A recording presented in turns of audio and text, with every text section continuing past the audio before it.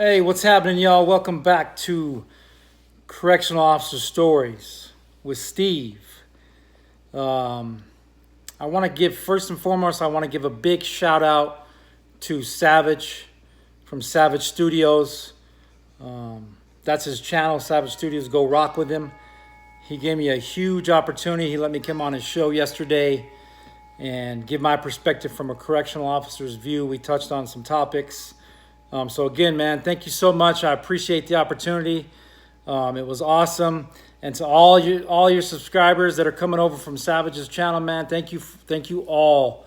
It's been crazy with just within a 24-hour period. So much respect, and I appreciate it. Thank you all for rocking with me. Savage, again, thank you for giving me a chance. So today, I'm going to talk about like adrenaline working inside the facility, and a particular situation that happened while I was working out at Lewis in the max custody facility. And as you can see by the title, I'll kind of lead into what it's going to be about. You kind of probably have an idea. So driving into the facility, you're always, especially driving into a male facility, that adrenaline was always pumping. Didn't know what was going on. You never knew what you were going to walk into on the yard that day. So it was always, you pull into that parking lot. As soon as you get through checkpoint, you pull into that parking lot. Man, your adrenaline's rushing. You get on the tram, because at Lewis and probably some other facilities, you have to get on a tram. It's like a bus that takes you to each facility. So mine was in the back of the complex. So usually I had to go around in a circle to get to my complex, or hopefully I could catch a tram that was actually going that way to drop me off to get to my unit. Sorry, not my complex. So once you get on a tram, boy, that adrenaline's pumping even that much more, right? You're like, damn, what the hell's going on? And what am I going to walk into today? Especially working a level 4 yard. You never know what the hell's going to pop off. So, it was just like a normal day. Adrenaline's rushing. Get to the yard, get checked in. You got to go through a scanner, take all your stuff off. They go through your bag. Get into briefing where they tell you what's gone on from the previous shift, what to expect for the day, things to look out for, maybe disciplinary that's been handed out, some kites that have come down, maybe some shit that's supposed to happen on the yard. Who knows? So this particular time in my career, I was working in max custody units. So that means lockdown. They were in there for disciplinary. They were in there for who knows what they did, but they were max custody inmates, and they weren't able to coincide with general population. They weren't able to be on the yard and walk free.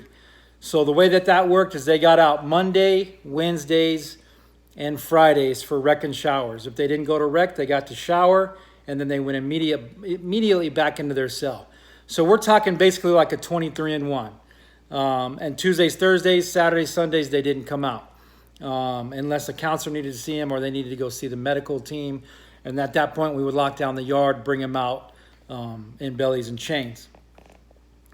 So the day before, we had got a couple inmates from Florence, which is which part of it is a max custody unit, central unit. We started taking in inmates from there because we had a makeshift max custody unit. As I said on Savage's channel yesterday, we had a makeshift max custody unit because we had invested multi-million dollars into what was going to be the new max custody unit for the state of Arizona.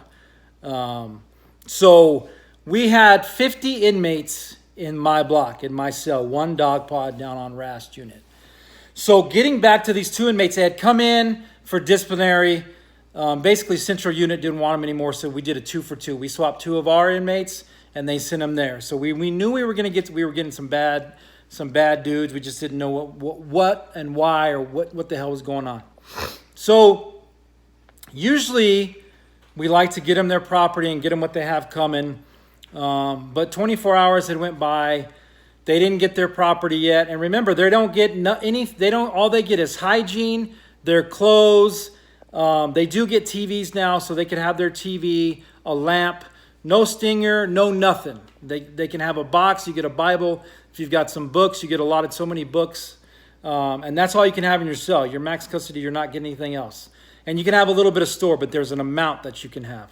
So these two guys were tripping. They were woofing. They were acting like they didn't speak any English. So that next morning we roll in, they were already banging on the door. So me and my partner, we're like, oh man, here we go. It's going to be a long day. They're banging on the door.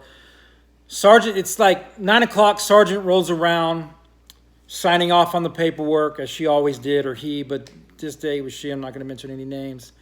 And she's like, we were telling them, she's like, what's going on, man? Why are they banging on the door? We tell them, they want their property. So we end up pulling them out. She talks to him in Spanish. She's like, you're going to get your property. You're just going to have to hold on. They're both yapping, talking shit. I didn't even really know what they were saying. But basically, they were cool, right? They were like, all right, we'll get our property. Well, we had a little issue with the property. It just wasn't right. We couldn't find it. We finally find it. A couple hours go by. By this time, I had to go use the bathroom, and I hear like banging on the door and screaming, and it's just going crazy, right? So I run out of the bathroom. Excuse me.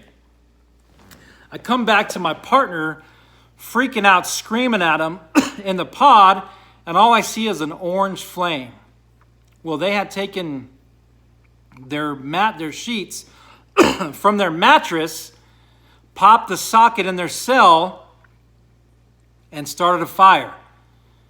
They had got a piece of box from another cell, fished it in there, started the piece of box on fire and the mattress on fire. Hold on, man. I'm going to get a drink real quick. Sorry, y'all. Coughing my head up, man. Excuse me. Man. Hold on. Sorry, y'all.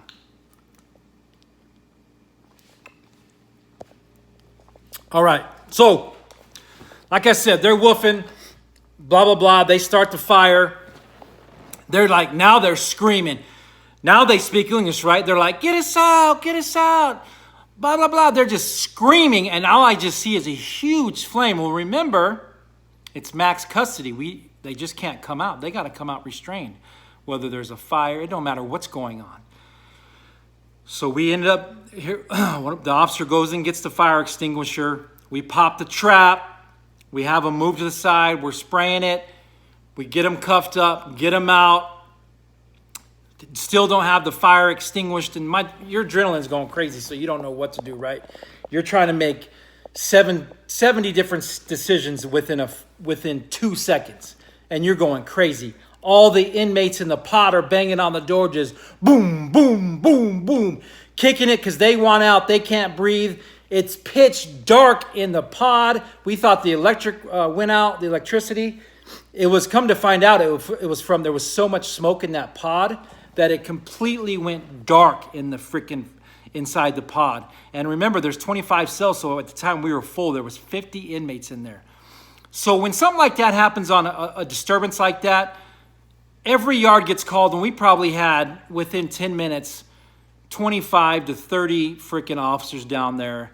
But for that first 10 minutes, myself and whoever was on the yard and the officer that was with me, there was probably like 4 or 5 of us, and the sergeant was down there at this time, and the lieutenant.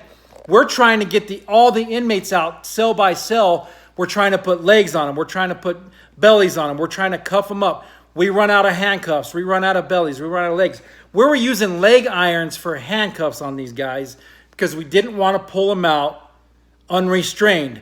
Because all that was going to happen is once we put them out, there's like a rec pin on the backside, which is air. It opens out. There's a door that opens out. That's where we were putting them. If we bring them all out unrestrained, all they're going to do is fight because they've been talking shit to each other in the cell, in the pod through the vents, for months. They've been in there for months, except for these 2 guys. So it was chaos. We ended up getting everybody out. It took about 45 minutes. It seemed like it took, 2 days. Nobody could breathe. The inmates were struggling. They all had shirts tied around themselves. Us as officers, we only had so many respirators, so we didn't have enough to go around. So we gave them to the 2 officers that were trying to extinguish the fire. It took a long time. They got it good. Whatever they did, popping that socket, whatever they used to get that sheet and that piece of box on fire, they did it, and they did it well. They got it good. We finally got them out, everybody out, like I said. And I walk out of I walk into the front of the building, and I'm like, I can't breathe. Like, I couldn't breathe. My partner, that we were both there at the same time, he couldn't breathe. So, and at that time, the fire department was already on scene. They had already been called. That's a fire. They're on scene. An ambulance was there. I felt like I think I passed out because I don't remember. We ended up getting to I got loaded up into the ambulance. We get to the hospital. I ended up getting a freaking severe case of pneumonia from breathing in that smoke the whole time. My partner was a mess. I think he got pneumonia. A couple other officers got who knows what they inhaled. So I guess long story short, those inmates ended up getting charged. One of them was about to get out in like 2 weeks. They ended up getting charged with endangerment to all 25 to 30 officers that were there. One of them got let's say 15 years added to his sentence. The other one got a bunch of years. And it didn't happen like overnight. Like, they had to go back to court. The disciplinary tickets had to be, they were written. So it took some time, but those inmates ended up getting charged with endangerment to a public servant. Basically, you're an officer. So anybody out there that's going to do some time or going to go into the facility, think before you do something stupid, especially against a correctional officer or even a police officer on the street. You're going to lose that battle. And they started that fire over some freaking property, man, like property. That's how crazy it was. It turned into chaos. So if they would have just waited a little bit longer, because we were communicating with them, telling them, look, man, we can't find your property, but we're going to find it. You're going to get it. You get what you have coming. That's how we run this pod. You're going to get it. They didn't want to have it. They ended up starting that fire. And as an end result, endangered a bunch of COs. I got freaking pneumonia horribly. My partner got some stuff, like I said, health, medical wise, and they ended up catching more time. They page two'd them. They catching more time for starting a fire. They also put all those other inmates in danger, so that was part of their crime too. I can't really go into details because I don't know the whole specifics on what they were charged with. All I know is they for sure were charged with endangerment to correctional officers, endangerment to that pod, inciting a riot. Just because they didn't riot, they got charged with that, and there's some reasons behind that, but it was crazy, man. It was super crazy, because it could have turned into chaos, right? That could have turned into a riot, pulling out 50 inmates if we just had to pull them out unrestrained. Now it turns into a riot because they're all going to be fighting. Just because a fire is going on doesn't mean that beef ain't still there with those inmates that have been talking shit through the vent. So it was a crazy day, to say the least. That's just a little bit of the shit I got coming for you guys, man. I'm telling you, like, it can be your adrenaline can just go crazy once you're coming into the facility. So, like I said, if you're going to start, go into a male facility, because you're not going to get the gist if you start at a female facility. I'm not saying it's bad and you're going to be sorry if you start at a female facility, but I'm telling you, you're going to get the action in a male facility. It's just, it is what it is. You guys might agree with me. You might disagree with me, but I'm telling you, you will get more of the action in a male facility. So thanks again to all my new subscribers coming over from Savage. Thank you for rocking with me. I'm going to continue to put hopefully some good content out. So stay tuned. Again, Savage, much respect, man. I appreciate you for having me on. I really appreciate that, man. You never know. Maybe we'll do a part 2, right? You never know. I don't know. Who knows what's in the works. But much love to all you guys.